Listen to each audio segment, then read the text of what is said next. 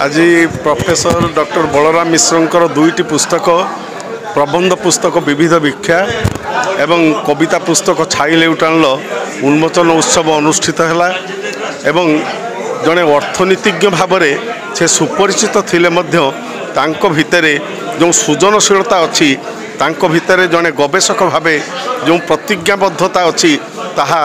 आज जो पुस्तक दुईटी समस्ते अवगत हेले यह ओडिया साहित्य भंडार को पुस्तक दुईटी निश्चय समृद्ध करिवो बोली आमर आशा और विश्वास। कारण कविता पुस्तकटे जेमिति जीवन प्रति अंतरंग उच्छ्वास रही प्रबंध पुस्तकटे सेमिति गभीर अंतर्दृष्टि और आत्मनिरीक्षण सह समाज सचेतनतार वार्ता रही। तेणु ये पुस्तक दुईटी विभिन्न दृष्टि अनन्य एवं ताहा तांको चिंता और चेतना को से जेमिति अन्यमानक भितर विच्छुरित करिवार ए प्रबंध पुस्तक एवं कविता पुस्तक माध्यम चेष्टा करिसंती ता समस्त को छुईब आलोकित आलोड़ित करिब ए विषय रे आमे समस्ते निसंदेह भाव में कहिपारू एवं आजिर उत्सव भद्रकर बुद्धिजीवी मानकर साहित्यिक मानकर एक चमत्कार महामिलन थिला एवं यह संभव होइथिला डॉक्टर बलराम मिश्र भली जड़े अनन्य भद्रकर अनन्य व्यक्तित्वकर पुस्तकर यही जो कार्यक्रम जो यह संभव होइथिला समस्त को बहुत बहुत धन्यवाद। ए उत्सवटी भद्रकरे नुआ आलोकर उद्भास आनीदेव या निसंदेह।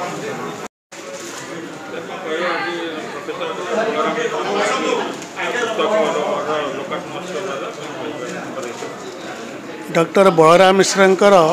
दुईटी बही आज भद्रक साहित्य संस्कृति परिषद और रामेश्वर साहित्य संसद रांदिया उभय सहयोग लोकार्पित होती। गोटे प्रबंध बही गोटे कविता बही। प्रबंध बहीटी है विविध भिक्षा एवं कविता बही छाई लेउटाणी। एतिर अतिथि भाव में डॉक्टर राधा विनोद नायक पवित्र पाणिग्राही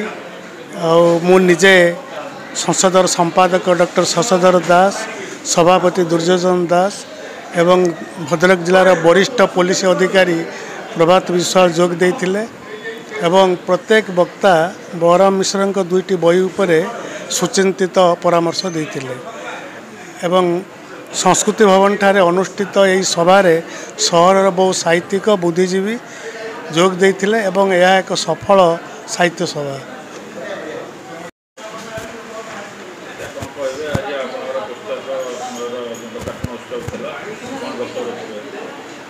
आज आपण मैंने भी शुणी प्रथम कथा आपण मानक हार्दिक शुभेच्छा मोर। द्वितीय कथा हूँ पुस्तक विषय किसी कहबी मु आपण को कही सभार मध्य कही मु अर्थनीतिर छात्र शिक्षक एवं रिसर्चर गवेषक मो अंडर बा मो तत्वावधान 8 जन PhD पाई सारी। तेणु मु +2 बही ठारू आरंभ करी MA पर्यंत पाखापाखि सबू बही पाठ्यपुस्तक जोड़ा रही लिखी एवं रेफरेन्स बही मध्य लिखुची। +3 कॉमर्स पर्यंत सब प्रकाशित MA पाई रेफरेन्स बही मध्य प्रकाशित। तारी भितर समय फाँकरे बेले बेले जीवन को देखें लोकों को देखें परिवार को देखें समाज को देखे गोष्ठी की देखें समस्त की देखे एवं मोर सबुबले धारणा गोटे गोष्ठी सबुबले जन को मनस्तात्विक निरापत्ता दे पारे एवं प्रत्येक व्यक्ति तार आत्मिक अवदान दवा उचित मध्य से दृष्टि कविता माध्यम रे मध्य अनेकांशरे से देखी। तेणु अनेक लोक भावे छाई लेउटाणी माने बयसर क्लांत अपराह्न बोधे भावे गोटे बहलिया अंधार आसूची ता नुहे छाई लेउटाणीर समय यहीटा अर्थ कर अर्थात आमे जो वर्तमान उत्तप्त स्थिति अच्छा से व्यक्ति विशेष हो से परिवार हो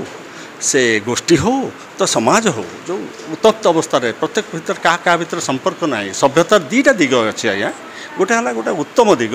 आदर्श दिग आ गोटे हूँ अन्याय अत्याचार बर्बरता। यही अन्याय अत्याचार बर्बरता उत्तप्तता सहित मु तुलना करी अन्य पक्षरे आदर्शवाद रही। आदर्शटा हूँ कौन से भाया छाई सुदिंग इफेक्ट आपण छाईटे खरारू पार हे से समाजर प्रत्येक वर्गर परिवार लाभ हो। तेणु आपातत मुझे बुझी जी जीवन को समाज को गोष्ठी को जी जिते भल भाव में बुझे से भल सृष्टि करि पारे हुए तो मोर उपलब्धिर परिमाण को आउरी मते चौड़ा करने को पड़ो एवं एतिकी कहबी जे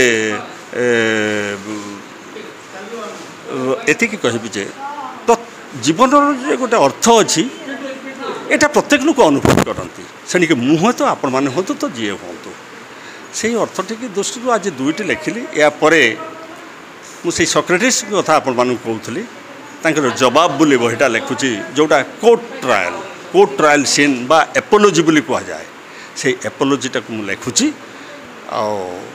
छाड़ी ये कविता मुझे 13 मसीह लेखा आरंभ करें आज्ञा तेणु 13 मसीह जो लेखा आरंभ कर 13 मसीह एत दिन लगे आपण मैंने पचारे मुझे लिखी काटी